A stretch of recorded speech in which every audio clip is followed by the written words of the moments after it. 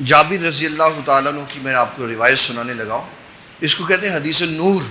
یہ حضور صلی اللہ تعالیٰ علیہ وسلم کی نورانیت کو بیان کرتی. عقیدہ اسلام بالکل 100% علماء نے بیان کر دیا ہوا ہے کہ اللہ تعالیٰ نے نبی صلی اللہ تعالیٰ علیہ وسلم کو بشری لبادے میں دنیا میں بھیجا ہے. آپ اللہ کے بندے اور اس کے رسول بن کر آئے. جو حضور صلی اللہ تعالیٰ علیہ وسلم کی بشریت اور عبدیت کی نفی کرتا ہے وہ اسلام سے خارج ہو جاتا ہے.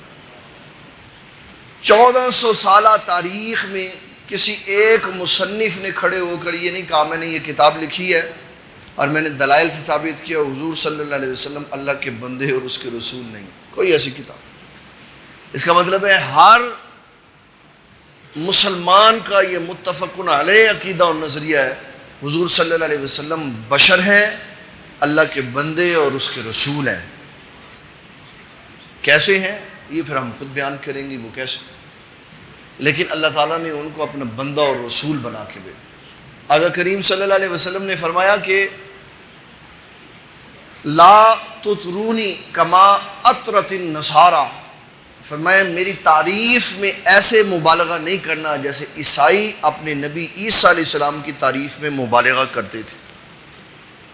وہ کیا کہتے تھے؟ وہ کہتے تھے لقد کفر الذین قالوا ان اللہ ثالث ثلاثہ. وہ کہتے تھے عیسیٰ علیہ السلام 3 خداؤں میں سے تیسرے ہیں.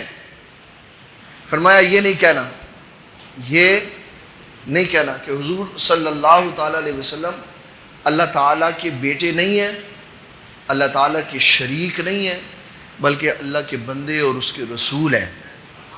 یہ ہے آپ کا دنیا میں تشریف لانا.